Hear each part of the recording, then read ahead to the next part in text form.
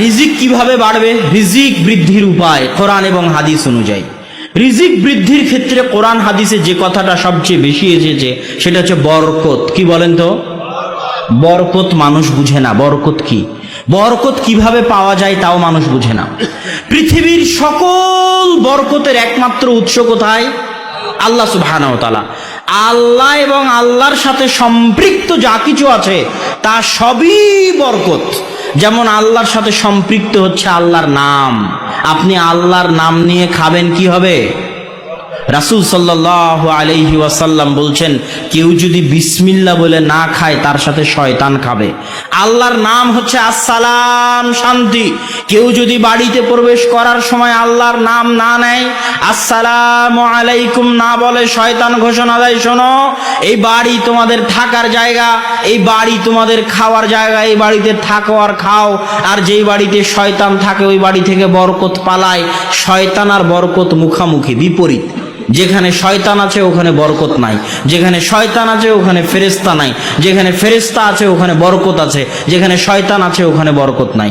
রাসূল সাল্লাল্লাহু আলাইহি ওয়াসাল্লাম বলছেন, লা তাদখুলুল মালায়েকা ফি বাইতিন, ওই বাড়িতে রহমতের ফেরেশতা প্রবেশ করবে না যেই বাড়িতে বাপের ছবি ঝুলানো আছে সম্মানের সাথে, যেই বাড়িতে বিদেশ থেকে কিনে আনা আছে ঘোড়া হরিণ, স্বর্ণের ঘোড়া হরিণ কিনে শোকেজে সাজিয়ে রাখা আছে, ওই বাড়িতে রহমতের ফেরেশতা প্রবেশ করবে না। মানে ওই বাড়িতে কি নাই?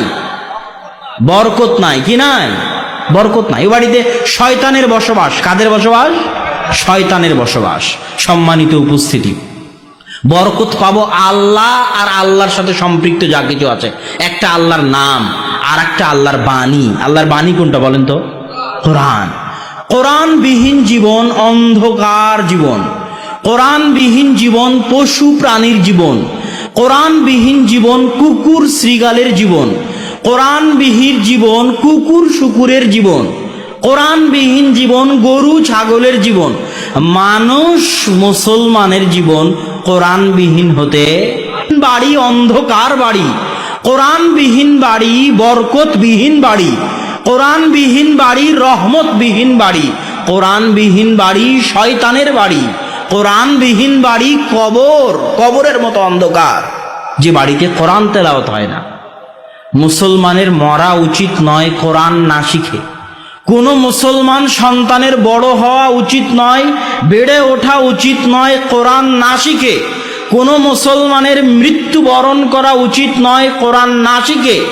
এরকম শত সম্মেলন আয়োজন করার চাইতে জরুরি কোরআন শিক্ষার আয়োজন করা। এরকম ঘন্টার পর ঘন্টা বক্তব্য দেওয়ার চাইতে জরুরি আমি আপনাকে কোরআন শিখাবো। এই আধা ঘন্টা বক্তব্য দিয়ে আপনার যা উপকার করতে পারবো, এই আধা ঘন্টায় আলিফ বা তা সা শিখালে, সূরা ফাতিহা শুদ্ধ করালে তার চেয়ে বেশি উপকার করতে পারতাম। এ কথাই ঠিক, এ কথাই চূড়ান্ত। আল্লাহ আমাকে বলেননি হুদাল্লিন নাস, আল্লাহ ডাক্তার জাকির নায়েককে বলেননি হুদাল্লিন নাস, আল্লাহ আব্দুর রাজ্জাক বিন ইউসুফকে বলেননি হুদাল্লিন নাস। হাজারো লাখো জাকির নায়েক, কোটি আব্দুর রাজ্জাক বিন ইউসুফ মিলে যত মানুষকে হেদায়েত করতে পারবে, কোরআন একাই তার চেয়ে বেশি মানুষকে হেদায়েত করতে পারবে। অবশ্যই যদি মানুষ কোরআনের কাছে যায়, যদি মানুষ কোরআন বুঝে, এটা জীবন্ত মুজিজা। সব নবী চলে গেছে, মুজিজা চলে গেছে। মুসা আলাইহিস সালাম চলে গেছে, লাঠি চলে গেছে, হাতের শুভ্রতা চলে গেছে। ঈসা আলাইহিস সালাম আসমানে চলে গেছেন, মৃত ব্যক্তিকে জীবিত করা, কুষ্ঠ রোগীকে ভালো করা, অন্ধকে ভালো করা নাই, চলে গেছে। কিন্তু মুহাম্মদ সাল্লাল্লাহু আলাইহি ওয়াসাল্লাম চলে গেছেন, তার মুজিজা এখনো আছে। সেটা কি? কোরআন। কিন্তু আজকে আব্দুল্লাহ বিন আব্দুর রাজ্জাক আসবে বলা হয়েছে, হাজার মানুষ এখানে জমা হয়েছে। আব্দুর রাজ্জাক বিন ইউসুফ আসলে আরো বেশি মানুষ জমা হতো। কিন্তু কাল যদি মসজিদে বলি কোরআন শিখানো হবে, কয়টা মানুষ আসবে? তাহলে আপনি কাকে মূল্য দিচ্ছেন বেশি? সম্মানিত উপস্থিতি, কোরআন সবচেয়ে গুরুত্বপূর্ণ। কোরআন আপনার জীবন পরিবর্তন করে দিবে, জীবনে রহমত বরকত নিয়ে আসবে। আজ থেকে প্রতিজ্ঞা করেন, যারা কোরআন জানেন না তারা কোরআন শিখবেন। কি বলেন? আর যারা কোরআন জানেন তারা অন্তত পক্ষে দিনে কিছুই না পারলে সূরা ইখলাস 3 বার পাঠ করবেন। ইনশাআল্লাহ বলেন। ইনশাআল্লাহ। আল্লাহ আপনাদেরকে কবুল করুক। আল্লাহুম্মা আমিন। তাহলে টাকা পয়সায় বরকত হবে কি দিয়ে বলেন তো? কোরআন দিয়ে। বাড়িতে বরকত হবে কি দিয়ে? বাড়িতে শান্তি আসবে কি দিয়ে?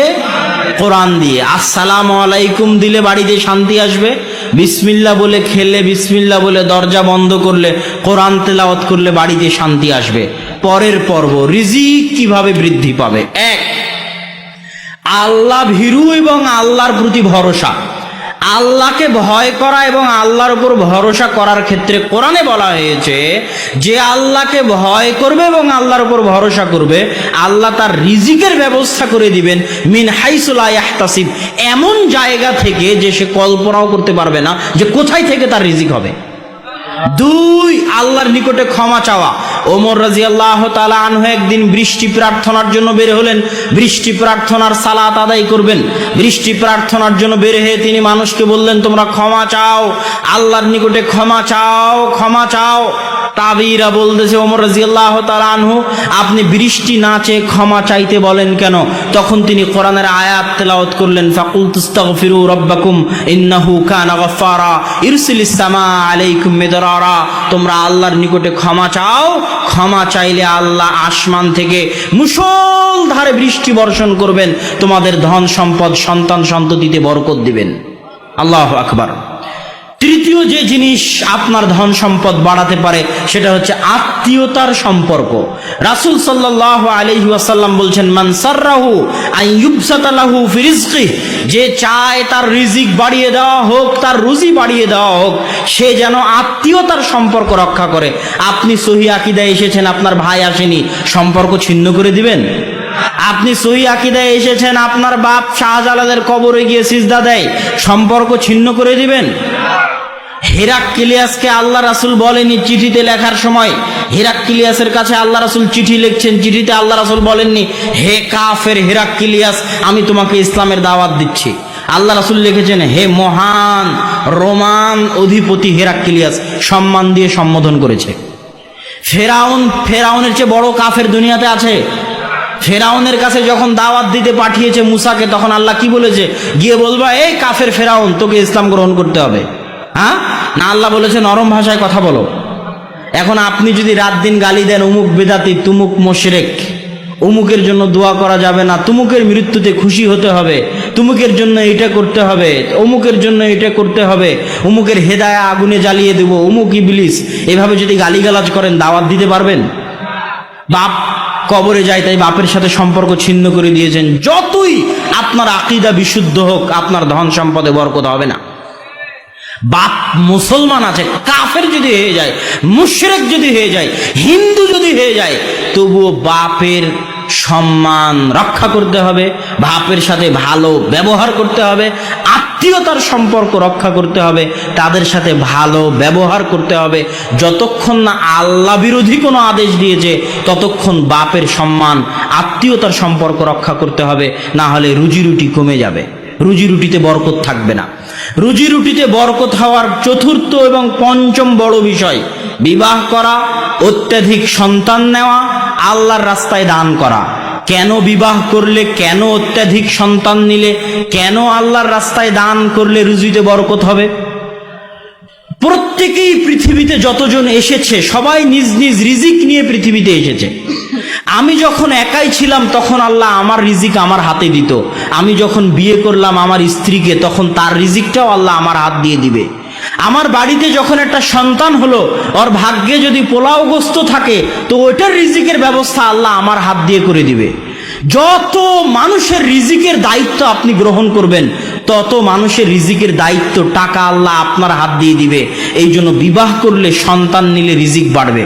আল্লাহ কোরআনে বলছেন, লা তাকতুলু আওলাদাকুম খাশিয়াতা ইমলাক, দুনিয়ার মানুষ রুজির ভয়ে সন্তান হত্যা করিও না। কেন? আমি তোকেও খাওয়াই, তোর সন্তানকেও খাওয়াবো।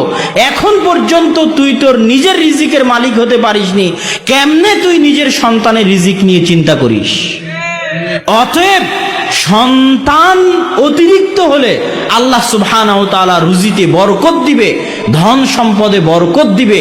এটা রিজিক বৃদ্ধির একটা মাধ্যম। রিজিক বৃদ্ধির আর একটা মাধ্যম মাদ্রাসার ছাত্রদের পিছনে খরচ করা। দলিল, রাসূল সাল্লাল্লাহু আলাইহি ওয়াসাল্লামের দরবারে একজন সাহাবী কোরআন পড়ে, হাদিস পড়ে। ওর ভাই ব্যবসা করে। ওর ভাই এসে আল্লাহ রাসূলের কাছে অভিযোগ দিয়েছে যে, আল্লাহ রাসূল, আমার ভাই আপনার নিকটে পড়াশোনা করার কারণে আমার সংসার ধ্বংস হয়ে যাচ্ছে। তখন আল্লাহ রাসূল উত্তরে বললেন, শোনো, লাআল্লাকা তুরযাকু বিহি, তুমি যতটুকু রিজিক পাও অতটুকু রিজিক এই জন্যই পাও যে তুমি তোমার ভাইয়ের খরচ বহন করতেছো। আল্লাহু আকবার। তো সম্মানিত উপস্থিতি, রিজিক ধরে রাখার সবচেয়ে বড় মাধ্যম হচ্ছে নেয়ামতকে মূল্যায়ন করা, নেয়ামতের শুকরিয়া আদায় করা। আজ আপনি কোটিপতি লাখপতি হয়েছেন, আপনার সন্তানও কোটিপতি লাখপতি থাকবে কিনা তা নির্ভর করে আপনি কতটা নেয়ামতের শুকরিয়া আদায় করতে পারতেছেন। আপনার স্ত্রী যদি চাউল ধুতে গিয়ে চাউল ফেলে দেয়, একটা উঠিয়ে না নেয়, খাবার খেতে গিয়ে হাত চেটে না খায়, প্লেট চেটে না খায়, পড়ে যাওয়া খাদ্য তুলে না নেয়, আজ আপনি যত বড় ধনী হন, আপনার এই টাকা টিকবে না, ফকির হবেন হতে বাধ্য। আপনি না হলে আপনার সন্তান হবে, না হলে তার পরবর্তী প্রজন্ম হবে, হতে বাধ্য। কেননা ওই একটা ভাতের মূল্য আল্লাহর নিকটে অনেক।